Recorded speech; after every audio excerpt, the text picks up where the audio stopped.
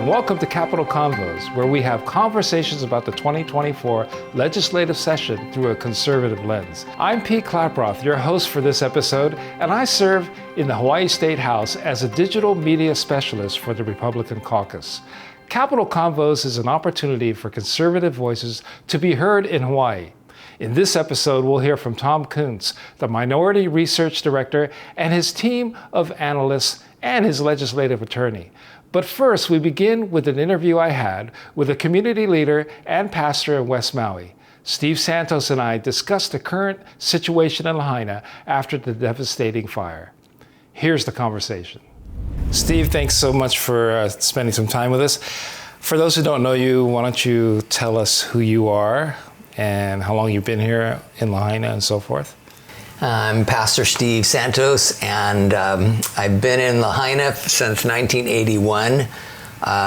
We started the church, Calvary Chapel, in Lahaina in 1993, and been here just serving God and serving the community ever since. And so before that too, though, you were here before, and you were involved in the industry, the hotel industry? Yeah, well, I moved here in 81, was a bartender at the Marriott for years, and nightclub scene, but met a girl and wanted to get married, and but I was not in any place to get married. I was not in a good place, and I recommitted my heart to Jesus Christ, and that changed my life. She thought I was nuts. Later on, she found out I knew the truth, and she gave her life to Christ as well. And then a few years later was when we started the church, trying to reach out to all the people like us that live here on Maui. So you would say you're pretty much embedded in the community here. You know a lot of people here and so on. Yeah, Lahaina is a small town,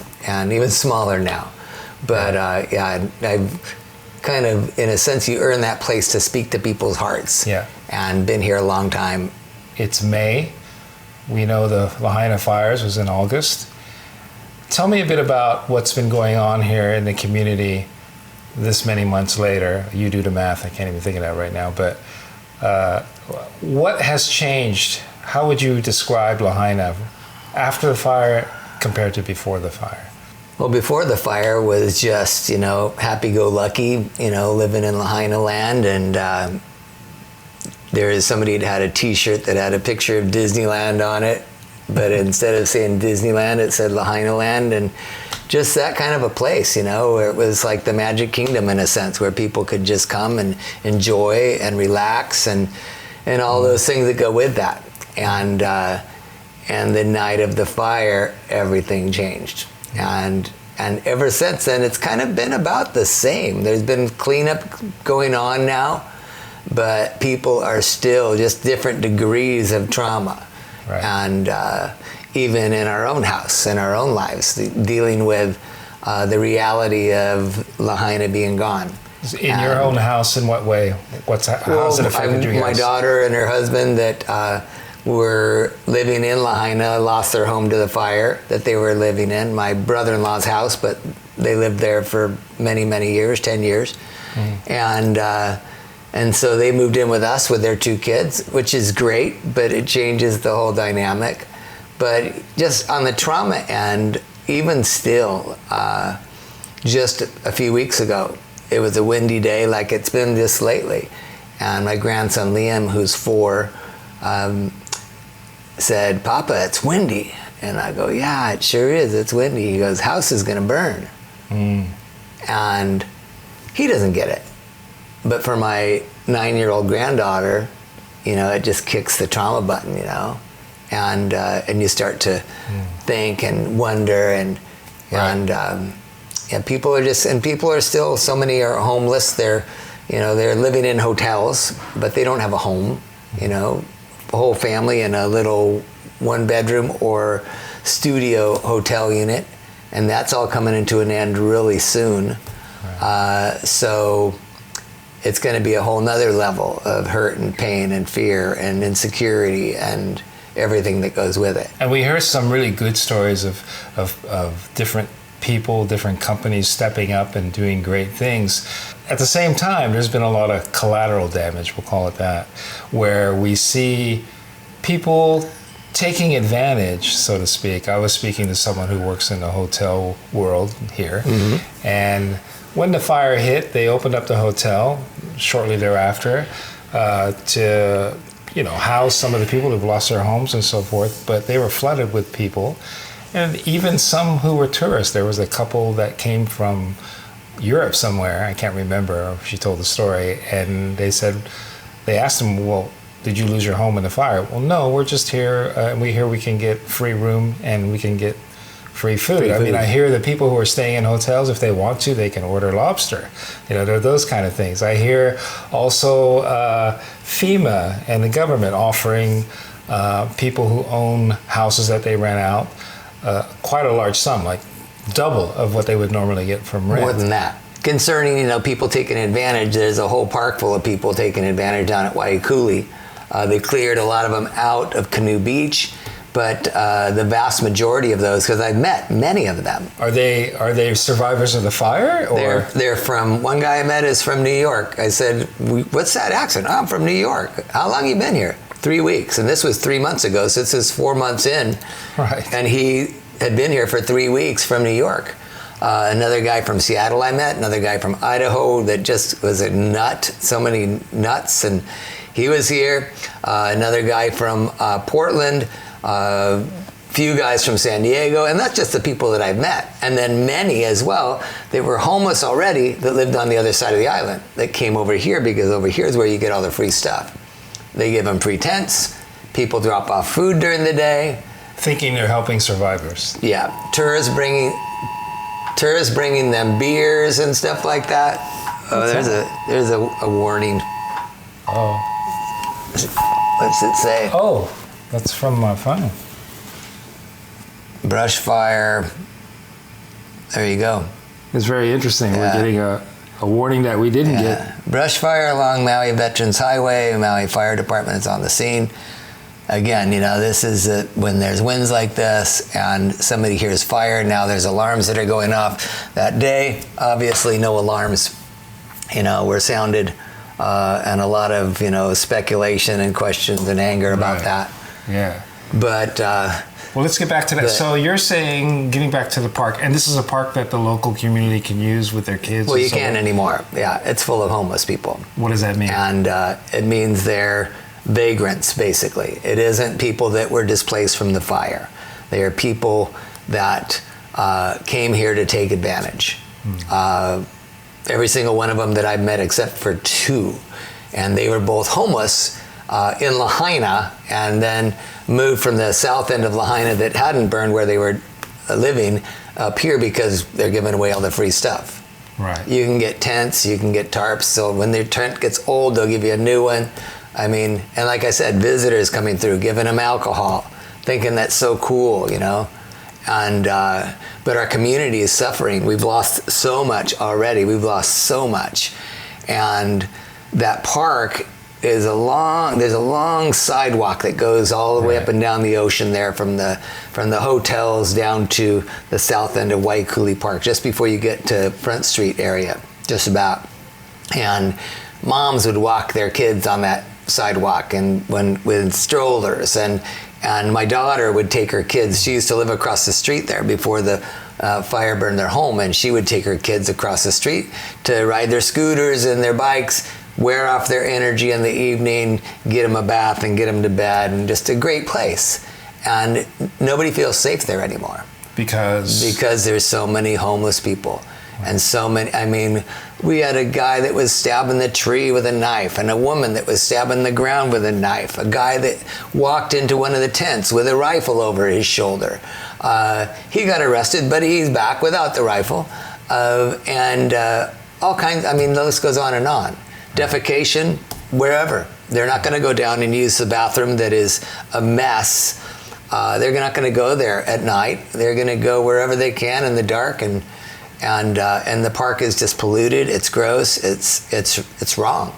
Right. And I wish something would happen with it. I was told in the beginning they'd been given a notice by the county that they had to get out. and they gave them a few days notice, and they were all getting ready to go. But then the ACLU stepped in and said, hey, no, that isn't going to happen. And they took the side of these guys who they don't even know who they are or where they're from. And it breaks my heart because people can't use that park.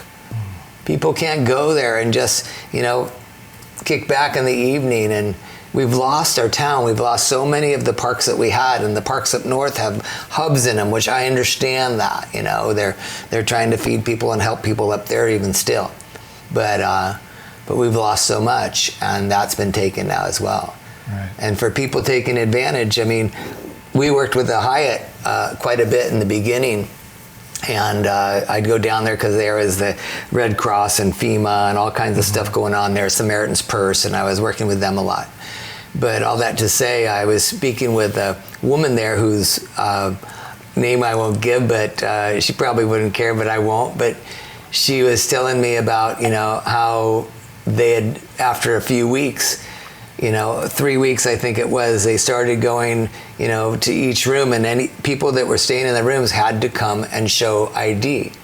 And the thing was that they said, in the beginning, it's like, oh, my ID got lost in the fire. And a lot of people did lose their IDs in the fire. They jumped in the ocean and they lost their IDs or whatever. And so I get it, but one of the things that the government and county did, and did fairly well in the beginning, was help people get new identification. Right. And so once that was done, the hotels, I know at least at the Hyatt, I'm sure the others said, okay, let's see ID. And this lady said there were these 3 girls that went to the front desk to show their ID because they couldn't get in their room, it was locked. And when they went, they showed them their passport, which had been stamped. They were from Argentina, and it had been stamped 3 days after the fire. And they came to Maui for the free stuff. Right. I've been told by people that work with disasters and disaster relief that that's a thing. There's people that look for where's the next and last disaster and go there and get all the free stuff. That's amazing. Let's jump back to FEMA and the housing situation. So FEMA is offering people who rent homes, they're landlords, they rent homes, and they're offered a particular amount if they open up their homes for survivors. Yeah. And you mentioned you knew the figures roughly. Yeah. I know I read about it. I can't remember exactly, but they're pretty high for what they are. It's crazy numbers. And I've heard of higher ones, but the one that I can vouch for, that I know of, I know the person personally, and awesome guy. He's got a wife and 4 kids, right. Young kids, and they've been here for a while serving in the community and lost their home that they were renting. And then immediately after the fire, they were kind of camping and doing what everybody was doing in the beginning, and they found a place to rent right away. The guy was on it. He found a 2-bedroom apartment at Kahana Manor up north. Nothing special. I used to live there, I know, many years ago. And nothing special, no ocean view, no nothing, but clean. But he started renting that for $4,000 a month. 2 bedroom. 2 bedrooms, which was... This is after the fire. Which is after the fire, which is about probably a 2-bedroom unit there would have been going for 25 maybe before that. Already high, 27 maybe for a 2-bedroom there. Right. Already high, but around that was market value at the time. So now it's jumped to $4,000 immediately after the fire. So now it's... So that was right after the fire. Then 6 months later, it's time to renew your lease. And his next door neighbor, same thing had happened. He moved in there paying $4,000 a month to a different landlord. Same property, different landlord. And that guy was told by his landlord, we're not renewing your lease. And because there was a rental freeze, you couldn't raise the rent on people, rental moratorium, whatever, legal or not, I don't know. Because of the fire? Yeah. But that said, this guy was told by his landlord, we're not renewing your lease. And immediately after that, that guy was out, and the owner of the property was then receiving $8,000 a month from FEMA. $8,000. $8,000 for a double. 2-bedroom. The owner is getting $8,000 a month from FEMA, and this is happening all over, with 3-bedroom homes and 4-bedroom homes. How much are they going for? $10,000 and over. up in that range, depending on where and what and all, and just the deal that FEMA makes with them. I don't understand it all, but I do know that it's happening, and praise God that my friend, his landlord, right next door to this guy that lost his home, his landlord said, hey, $4,000 is enough, you know, and we're not raising your rent, and we're not going with FEMA. I understand also some of these houses that FEMA have, I don't know what the term would be, but you know, they are now FEMA homes, we'll call them that, that they are empty. Yeah, a lot of homes, condos, things that are empty, and the landlords are getting paid. But nobody's in there yet. Nobody's being housed in there. And do we know why? And that's a good question, since there's hotels full of families and people that would love to be living in Lahaina where they lost their home. You know, they're shipping people to the other side of the island, which I get, but at the same time, it's wrong. It's not just a shame, but it's wrong that these homes are being paid for and people aren't being put into them. Right. Yeah. So I'm going to ask you two questions. The first question is, why do you think this is happening? Why do you think things aren't very clear and there's not a clean path for this, and you know, things are not being done properly, in your opinion? Well, there's a lot of speculation on it and everything, and a lot of people, you know, saying, you know, we need to get rid of the mayor and whatever, and you know, I mean, I wouldn't want his job for anything. Right. I don't know that, you know, who could really do better, because I don't know all the details. I don't know what's going on behind the scenes with all of it and everything. I know that he gets hit from every level, from below and from above, right. And I wouldn't want his job.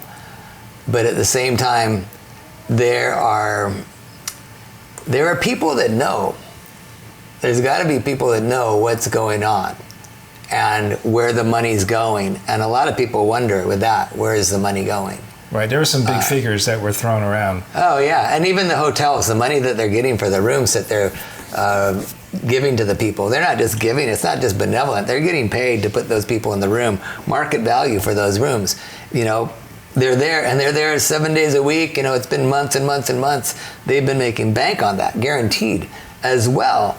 Getting 3 meals a day. One of the hotels, I won't name it, but one of the hotels that was doing the 3 meal a day thing for the people that were had lost their homes in the fire was a friend of mine. He has a special diet. He can't eat the stuff that they have there, but he would go in the morning and get, you know, 2 or 3 vitamin waters they had, yeah.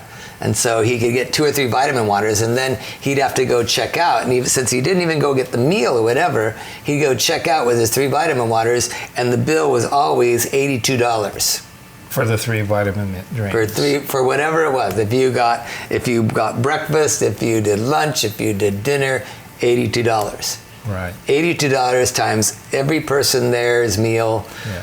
And surely you got to make food and account for what and who and when and not knowing.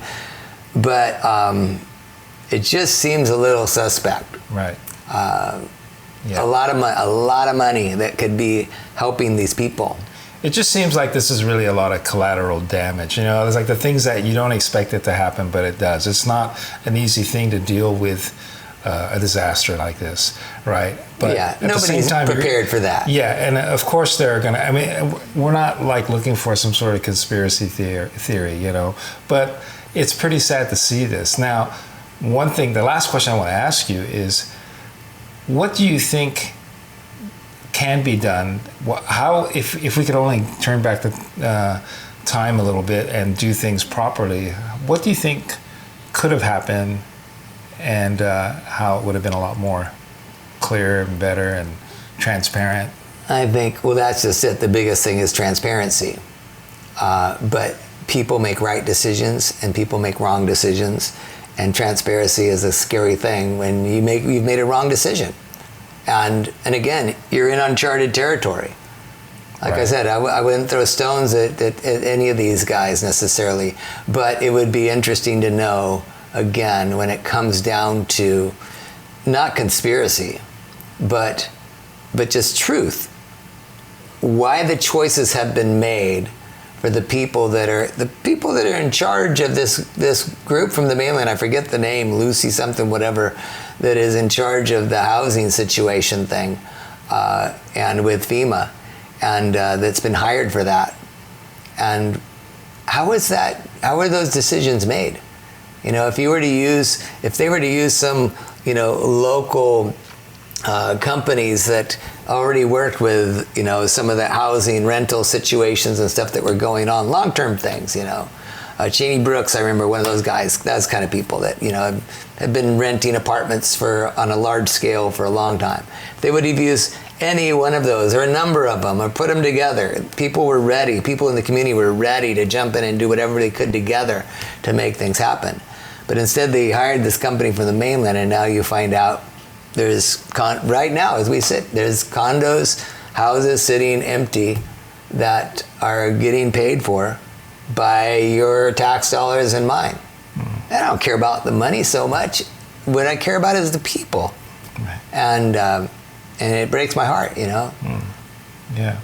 Do you think it would have helped to have a central person to oversee all of this, the disaster stuff? I mean, I'm not talking about the mayor or the governor, but somebody that's set and he's the experienced or she's the experienced person and would have been able to control. I mean, is there a timeline that you see? Well, you know, the thing is that there's nobody that was prepared for that. Everybody, county level to state level, nobody was really prepared. You know, they can run their drills and do their different things. Looking at this situation, it's always better to look with hindsight, right? But how could this disaster have been managed better? I think that if they would have listened to some of the voices that came in right at the beginning. When you say voices, what do you mean? Like Samaritan's Purse guys, when they first came, those guys were ready. They were ready. I mean, they beat the pants off of FEMA or anybody else. They jumped in, started helping, started doing. The community was a little leery of them. I know government was leery of them. But if you do just the littlest bit of research, you know, they are sold out to serve God and serving people. And they came in, I know many of those guys personally now after working with them for a long time while they were here. And they came in and they just started serving the people, I should say, of the community, and taking care of people's needs, meeting them. There was the Samaritan's Purse and then the Billy Graham Rapid Response Team. There was the orange shirts and then the blue shirts. And what was the difference? So what did they do that was different compared to, say, FEMA and whatnot? Well, they came in and met people's personal, emotional, and spiritual needs, which every single person has. And they didn't shove their religion on anyone. When they were here for a long time, serving, going through the ashes of people's homes with them, all kinds of things. But when they left, they were so missed by the community. Everybody loved those guys with the orange shirts. You know, we were there the night they had their kind of final send-off up at the big camp, the base camp that they built, this amazing camp they built and brought volunteers in, so organized, you know, put everybody to shame, so organized. But the night that they had their final celebration dinner and getting ready to go, it was people from the community sharing how sad they were that they were leaving. There was a big void left when they left. And I think really the biggest thing, and it's not going to come from a political end, the help that was needed was help from above. You know? Right. The Lord very clearly, he says, if my people will humble themselves and pray and turn from their wicked ways and seek my face, I'll hear from heaven when they cry out. And I think a big part is people are so busy trying to do rather than looking up to the only one that could really help. And we saw that in a lot of ways. And so, and it was a blessing to see. But at the same time, you're not going to get it from the government.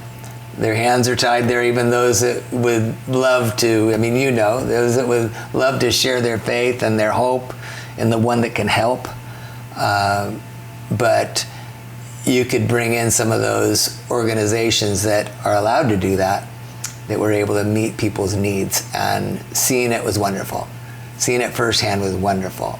the testimonies of people, and not having their Jesus shoved in their faces, but just the real love of God seen in the heart of these workers. Right. Looking forward, what do you see? Oh, I don't know. I mean, again, I would hope, I know it's been offered, that our government, the county, state level, whatever, would call Samaritan's Purse back. Because here's the deal. They help with the cleanup, that kind of stuff, going through people's personal things. Then come the big groups, ECC, that's working for the EPA, doing the cleanup with all of these hardworking construction workers and excavators, cleaning people's properties off and making them ready to rebuild there. I spoke with the vice president of the Samaritan's Purse the night that they were leaving, the next day, and he had said, hey, if we had the property, we could go and build 80 to 90 homes right now. This isn't like, hey, here's a little temporary place for you to live. Here's a little box, get along until we can maybe figure something out. He said we would build 80 to 90 homes for people, prefab homes, bring them in, put them up, 2 to 3 bedroom homes, whatever is needed, nice, and hand them the keys. That's what these guys do. That's amazing. And they would be more than happy to come back and do that same kind of thing. And from what I understand, housing really is the main issue at this point. Yeah. Housing is the main issue next to the trauma that people are dealing with. I think the main issue, everybody, housing, but all important. But the trauma that people are still dealing with. And when the hotels close these people out, I've heard it within the month, by the end of this next month. Happening. That's what I've heard. And people are already being given their notice, they've got to be out. When that happens, there's going to be a whole nother level of PTSD fear and insecurity and PTSD, yeah. That's great. Thanks for your time, Steve. Not at all. Thank you, and God bless you guys. You're tuned into Capital Convos, a program dedicated to the conservative voice here in Hawaii. Up next, we have Tom Coons, the Minority Research Director, in a conversation with his team of session analysts, Angela Pangan, Sophia Garrido, and Kaylee Filippo, as they discuss their thoughts of the 2024 session. You are the 3 session analysts for the House Minority Research Department. If you had to tell your friends what it's like to work here at the Hawaii State Legislature, what would you say? Kaylee, why don't you go first? Tell us what you would tell them. If I had to describe it in 5 words or less, I might do thrilling, insightful, sneaky, and annoying at times. Okay, so I'm going to go ahead. I'm sorry, I can't let that go. Tell me about sneaky. I want to know more. A lot of times we'll see legislatures or other groups try to just sneak things in. Over the course of the session, I've had 2 bills that have been completely gut and replaced, and they've taken language or a topic from another bill and shoved it in there and tried to pass it off like nobody was paying attention. That would never happen. Tell me about annoying, speaking of which. What about annoying? Annoying. Well, I think sometimes it's just the way people conduct themselves, and I've shared this with the group before. The political landscape, especially in Hawaii, is way different from it is like in the mainland, and I think sometimes like you really have to strip yourself of like all the labels and remember that we're all human inside, and like everything should be for the betterment of the people. Very good. Sophia, what about you? How would you describe it? Let's see, 5 words or less. Good luck. I have 2 words, eye-opening. Oh, okay. So I think that the legislature, my experience here, it was just really eye-opening to see the process of government up close and in person, because you kind of hear about it on the news all the time or read about it on social media, but to actually be sitting in the seats in the front row and like watching everything happen in front of you, it's eye-opening for the better and the worse. There's some things that I saw that I was like, wow, it's really incredible to see these people fighting for these rights or trying to make these changes. And it's great that that's actually happening because the news rarely reports the good. Mm-hmm. However, it's also eye-opening to see the bad. And that was a little bit more prominent than the good. Like she was saying, there's some sneaky stuff that they can do, like gut and replace, or even just like certain ideas that people come up with for bills that they think are good for one group, but the way it could detrimentally affect another, and it seems that there's no regard for them, it's eye-opening. So yeah. Now, you actually came back for another session. Wow. Why did you come back? Number one, that's what I want to know. Sure. And how would you describe it to your friends? I came back because working at the legislature is such an amazing experience. Being involved in the process makes you proactive in your community. You start to actually notice things that are happening around you. And I remember before working at the ledge, I didn't even know that you can watch these committee hearings online, and actually experiencing it and actually getting to help the legislators do what they need to do has been really rewarding. So starting in October, we're going to get hundreds of resumes, and maybe your friends would walk up to you and go, should I apply for this job? Or tell me you did this. So would you recommend it as a place to work? I would. I would say the experience that you get here is very invaluable. It's like something you've never experienced before. For some people, just depending on like how you are, it might be challenging. For me, I love challenge, and I found it like super exciting. And something that was very rewarding were just the people you rub shoulders with, like who you get to interact like on a daily basis. Like somebody that I never thought I would interact with was the insurance commissioner. And I talked to him and got to know him on a more one-on-one level, as well as learn what my bills really meant and how they would impact the people of Hawaii. What about you, Angela? You've been here twice now. Right. Would you recommend it as a place to work to your friends? Oh, absolutely. Right. Why so? Well, when I work for the legislature, I like to think of the 3 C's. Commit to the experience, be cognizant of what your actions do to the community, as well as come with an open mind. Okay, I like that. How about you, Sophia? I would recommend this to a friend if they have thick enough skin. And that's for anyone on the political spectrum, whether you're left or right or somewhere in the middle. You're always going to find someone that you disagree with and that disagrees with you. And if you're okay to carry yourself in a professional way and conduct yourself composed and still be professional, like I said, then yeah, I think it's a great place to work. All right, Kaylee, we want to know your favorite bill of the session. So everybody's been waiting. Let's hear it.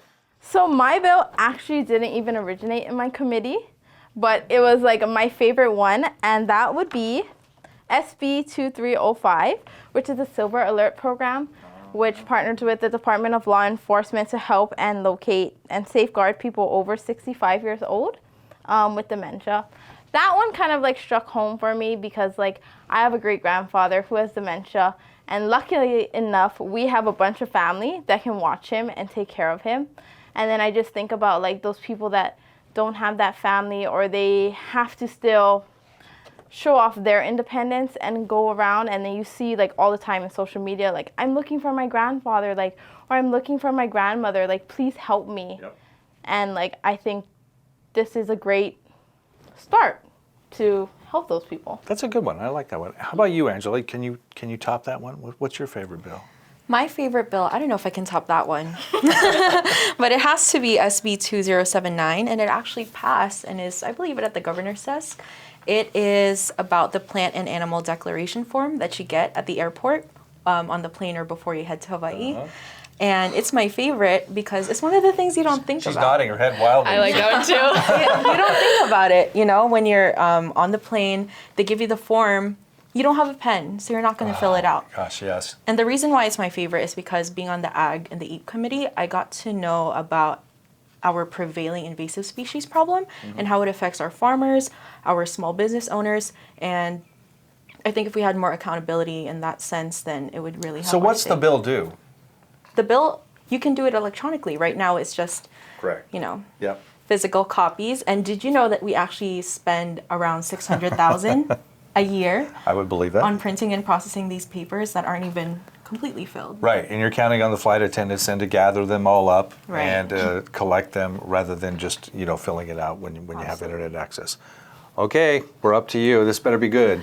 My favorite bill is HB 2404, and this is the income tax bill. So this bill will actually help Hawaii's taxpayers save money, and a lot of it. So what it does is it makes the standard deductions, which standard deduction is just the amount of money that you don't have to pay taxes on. And currently they're pretty low, and this bill pretty much doubles them each year until 2030. Doubles is like a rough term, but it increases the standard deduction each year so that you'll have more money in your pockets, essentially. The other part of the bill is it adjusts the tax brackets. Right now, the tax brackets are the way that they are, and it's making a really big impact on the working class because the tax brackets haven't been adjusted in a really long time. So by adjusting them to kind of align more with inflation and how much people are making and with minimum wage increases, this is making it so that they are paying more accurately what they should be paying based on what their income is. I can tell you, having worked for the caucus for quite some time, we push for tax breaks every year. It's part of our caucus package. This blew me away because we finally got something done and something passed that's going to help all people of Hawaii and help with that cost of living, which is just spiraled out of control.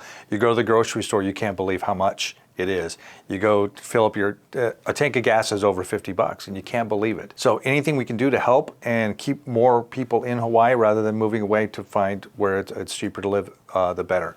All right, my favorite part of the broadcast right here, or I guess it's the show. Tell me your least favorite. Kaylee, come on. Tell me your least favorite. Of all the bills you saw, which one did you not like the most? The one that I didn't like the most was HB 2081, which it would increase the transient accommodation tax and impose a $20 fee. I think the purpose of the bill was great and the intent, which goes back to visitors paying in to upkeep and protect our natural resources and our parks. But I just think the way we go about it wouldn't be super beneficial. You would also tax and cause more financial burden on our own local people who want to have a staycation or are visiting family on another island or just anything like that. So it's like a double-edged sword. Mm-hmm.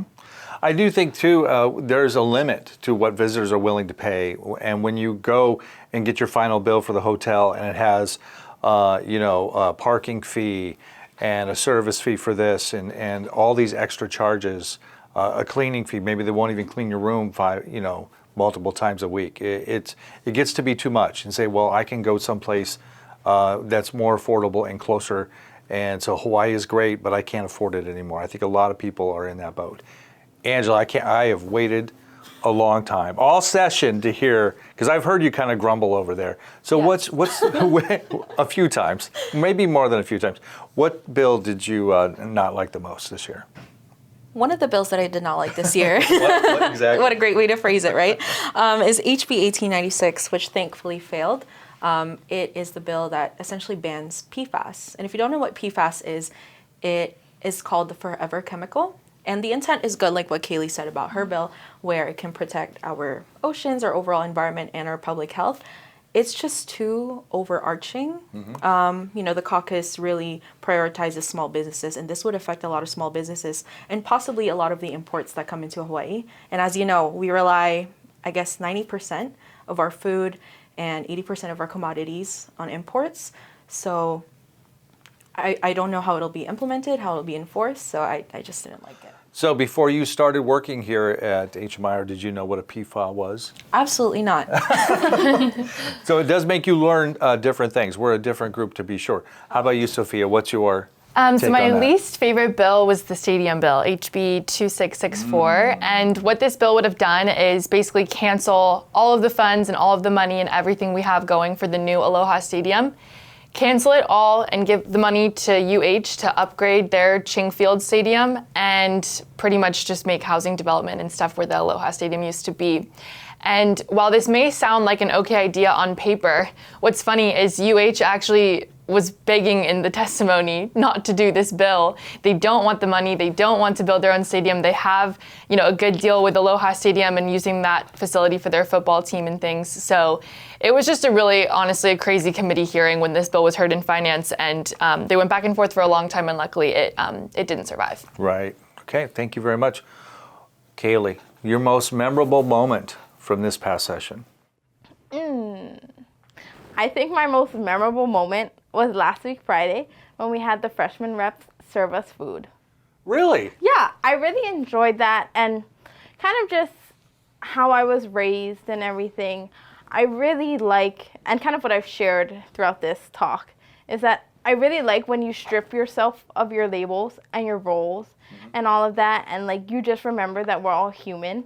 Right. And I love that you would invite everybody who's helped you throughout the whole session and give back to them and serve them. Here I am, to give back to you. Right, and that's something that's great about the last week is I feel like there's a lot of appreciation for the staffs of senators and reps.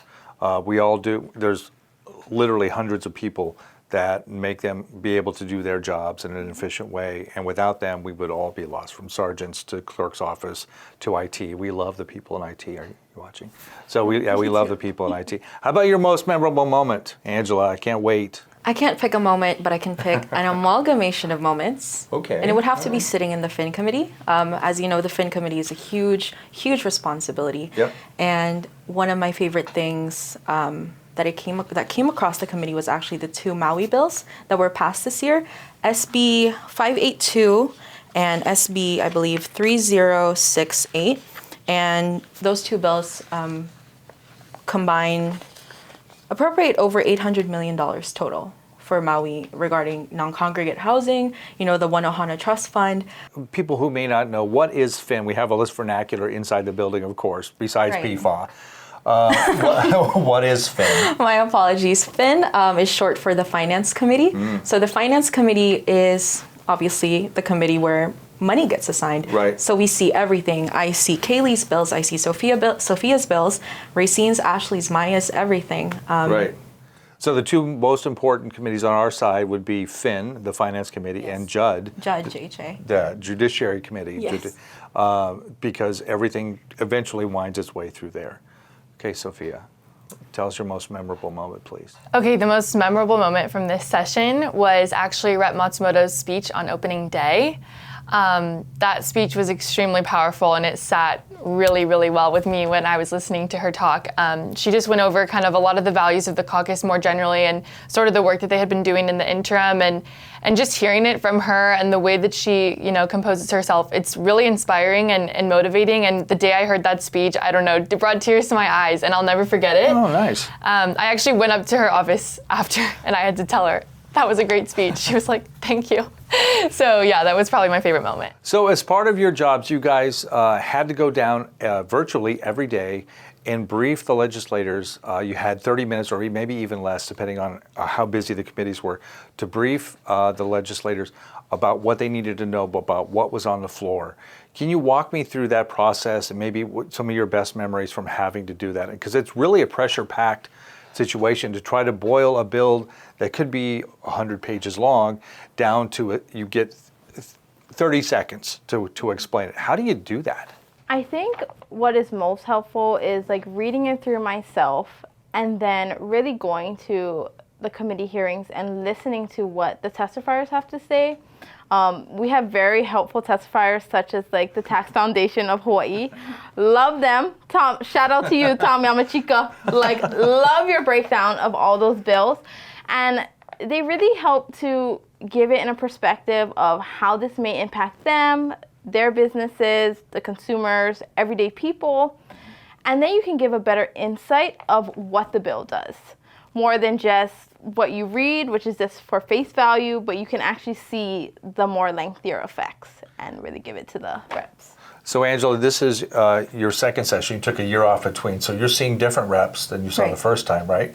How would you, is it easier or just different now to brief these reps and when you walk into that room and you have just a few minutes to be able to do that? Sure, definitely easier in the sense that I already have that experience, including my law school experience, so that really helps.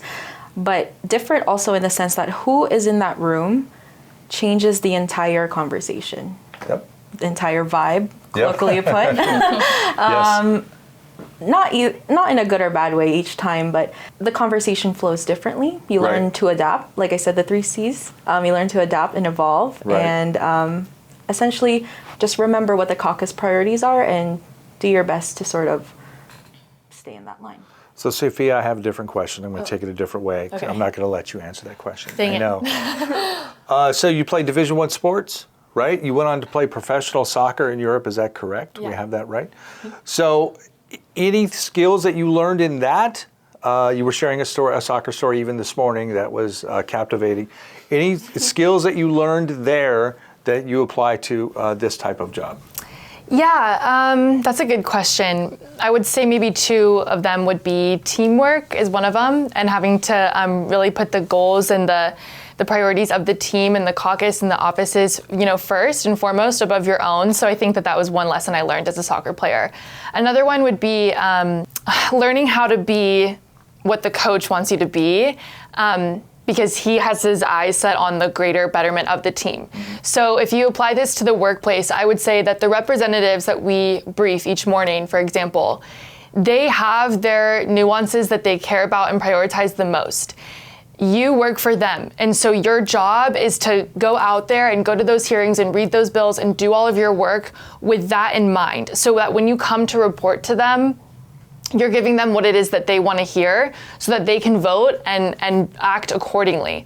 It's not about me. It's not about my fellow analysts. It's not even about, anyone else here. It's like, I just need to make sure that what they need from me, I can deliver. And I really did learn that in soccer. It's whatever coach asks, I figure out a way to do it and deliver the best that I can. Is it take a special kind of personality work for a research department? Does it take, do you look at things differently than everybody else? Kaylee, what do you think? I think you do. You look at it very objectively. Like as Sophia was saying, you take your personal biases and thoughts and you take that out of it and you really try to focus in on like what exactly this bill does and what the caucus wants and what each office wants.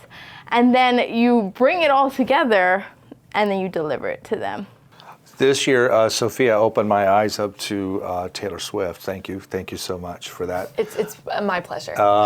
If you had to sum up session in a Taylor Swift song, My answer, it's very basic, but I'm just going to say it. Shake it off. And the reason being, whether something happens that's good or bad, you have to shake it off because within minutes, something different entirely could happen and things could go totally south or north or whatever you want to say. You're tuned into Capital Convos, a program dedicated to the conservative voice here in Hawaii. Next up, Tom Coons, the Minority Research Director, now discusses the 2024 legislative session with legislative analysts Racine Satele, Ashley Kim, and legislative attorney Maya Sweeney.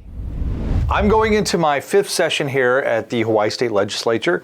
All of these people just experienced their first session ever, and all the sessions are a little bit different.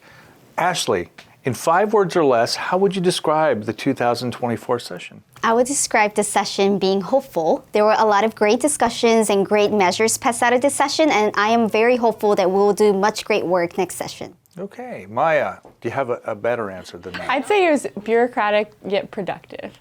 Interesting. Why is that?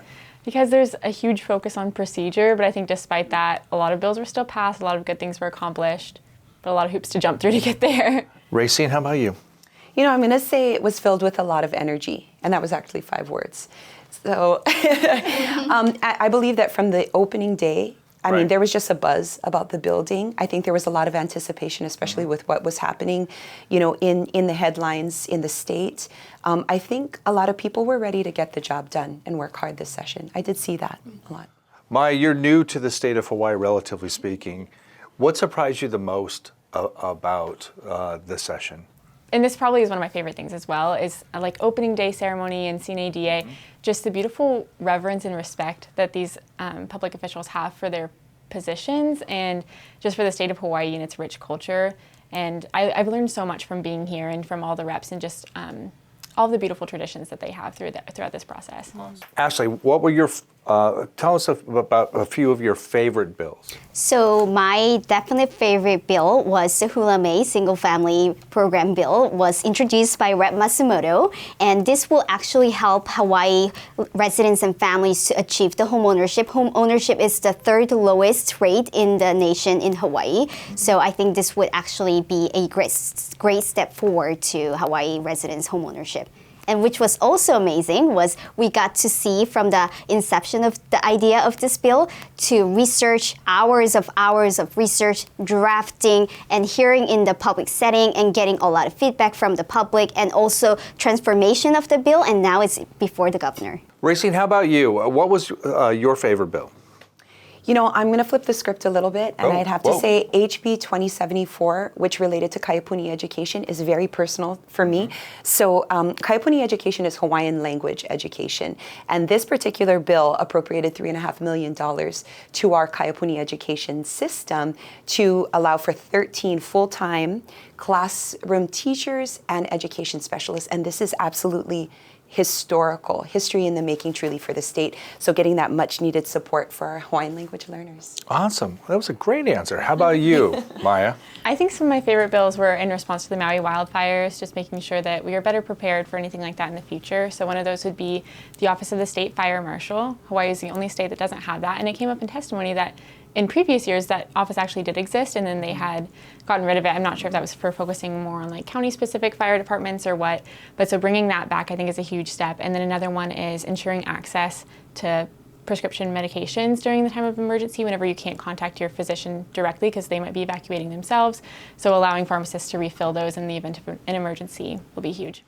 Now, Ashley, you had the job of tracking the budget bill, and that was obviously a huge deal, as it is every year. What are your takeaways from that bill? Yeah, so I think this legislative session, we did put as much as we could into the Maui budget, but I think there were lots more to be done. In the budget, there were 3 separate bills. Together, they appropriate about $1 billion toward the Maui recovery. In this particular budget bill, appropriates about $96 million into the capital improvement projects to rebuild the infrastructures, including the final disposition sites and rebuilding the highways in Lahaina area. So I think this will help Maui get rebuilt, but there is much more to be done. So Rep. Gene Ward was, who's been with the legislature for many, many years now and seen many sessions. He was quoted on the floor as saying that this isn't enough, that there's not enough money appropriated. He was here for Hurricane Iniki. So what would be your response? Any of you can answer this question. What would be your response to Rep. Gene Ward when he says there's not enough appropriated for this? I will say it seems like a lot of funding is contingent on FEMA and federal matching of funds. So I think there seems to be a lot of uncertainty, and Ashley, you would know better than I did because you went line by line. But I think we are relying a lot on those federal funds, and I don't know if they're still, I guess, waiting on approval or anything like that. I don't know what the process might look like. So we'll flip the script, as Racine likes to say. Racine, we'll start with you. What was your least favorite bill? HB 1079 had to do with relaxing the requirements for prescribing certain controlled substances pertaining to gender-affirming care. It was definitely a contentious topic. There was sparked a lot of debate on the floor. It wasn't my personally favorite bill, although I did have the opportunity to track it all the way through the Health Committee. It ended up dying going into third reading, I believe, and it wasn't picked up by the Senate. Okay, Ashley, how about you? It was SB 3202, which was very contentious throughout the session. There were a lot of concern about increased density and how it would impact the neighborhoods in Hawaii, and I think those are legitimate concerns. My least favorite bill was a little bit more frivolous, and that's kind of why I found it frustrating, and it was SB 3011. It was the weed whacker bill. Oh. So it prohibits the use of weed whackers before 8 a.m. on weekdays and 9 a.m. on weekends in residential areas, and it's similar to a bill that already exists for leaf blowers that prohibits their use, but importantly, it doesn't have the same exemption for government entities. It's only in a state of emergency, which I don't think is broad enough for government agencies like Parks and Recreation and things like that. Yeah, I was out walking this morning. I can tell you that there was a weed whacker going at A lot of 4 weed a.m. whackers going. Yes. Whenever you want to maintain your lawn in your own time, I think you should Oh be able my to. gosh, and leaf blowers blowing a parking lot. So, Racine, tell me, and I wanted to ask you guys this question. Now that session is wrapped up and we've had a few days to kind of digest what has happened and take it all in, what was your most memorable moment? So going back, I would have to say it was opening day, my most memorable moment, because there was so much of an anticipation of what was going to get accomplished in this in the session. Like Ashley was talking about, having that hopefulness.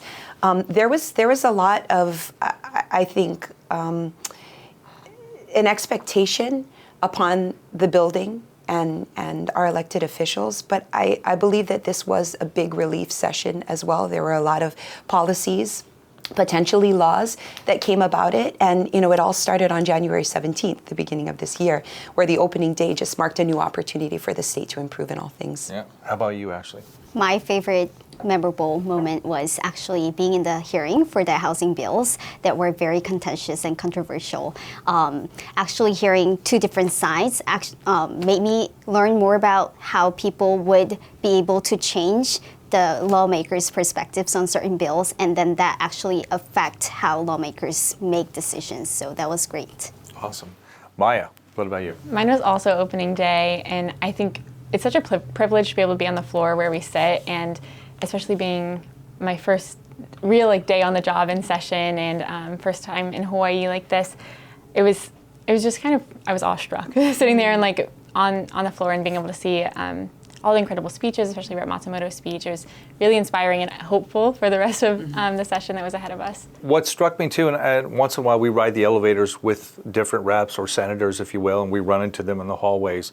But I think they were all kind of moved by the session, and that we were able to pass this legislation for the budget and a tax break, finally getting some tax relief for people with the high cost of living.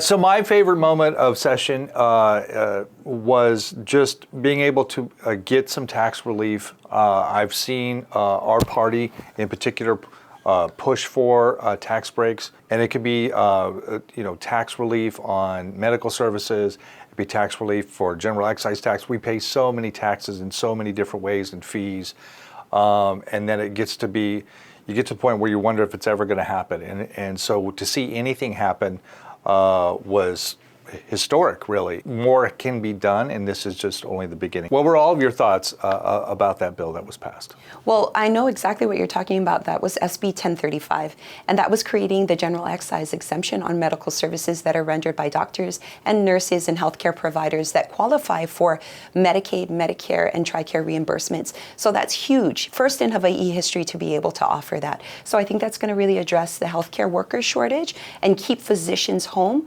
I believe that last year almost 100 physicians had to move out of state because of that. So yes, you're right, it's very groundbreaking. Okay, so every year we go through hundreds of resumes starting in October, and I'm so happy that we were able to hire you guys, one of the best teams that we've ever had here, I can tell you. Would you recommend working at the Hawaii State Legislature to a friend? Absolutely. 100%. And what would you tell them? Do not hesitate. Go get the job at the Capitol. This will be the best experience that you will ever get in your life. Wow. Yes. Okay. Doesn't get better of an endorsement than that. I mean, like Ashley was saying earlier, I mean, it's so gratifying to be a part of the entire process, even to contribute in a small way. As researchers, as analysts, we were a part of the drafting process. We were tracking these bills through the legislative process, and to see them finally transmitted to the governor's desk and potentially become a law that's going to affect families and truly the whole state. I mean, I don't know what better of a rewarding experience you could ask for. So even to, contribute in that minute way here at the legislature, I mean, it's absolutely worth it. I would recommend it. Yes. 5 stars on Yelp. Yes. I feel the same way, and I think everyone in our office is kind of a bit nerdy, we love to learn, and you can come in here with a great understanding of civics, and there's still so much inside baseball, as Rep. Ward likes to call it, and I think that was really fun, learning the behind the scenes and how things work and all the procedures, so I think it's an exciting opportunity for anyone. Yeah.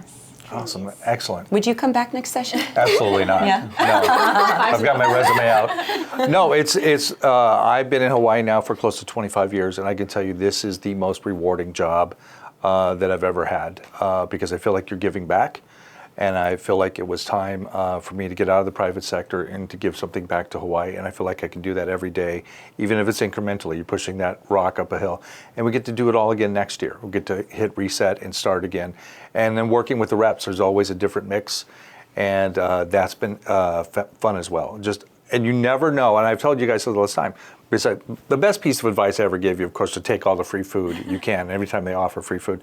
But you never know what you're going to be doing when you get up in the morning, and you might change from the moment you sit down to something different because something breaks, and so we have to be able to break with it. So it's been exciting. I wouldn't change a thing. If you had a song to wrap up the session, I knew that would be. I know one off the top of my head. What song would you choose? Don't Stop Believing, Journey. You guys, we were on the I was not on that wavelength, but I'm here now. I'm on board. Yeah. Don't Stop Believing. Don't Stop Believing. All right. Eternal Optimist. Are we going to sing that now? Can we get a few bars of that? Okay, I got C. Okay. That's my key. Pete, let's go ahead and kick it back to you, back to the main desk. You're tuned into Capital Convos, a program dedicated to the conservative voice here in Hawaii.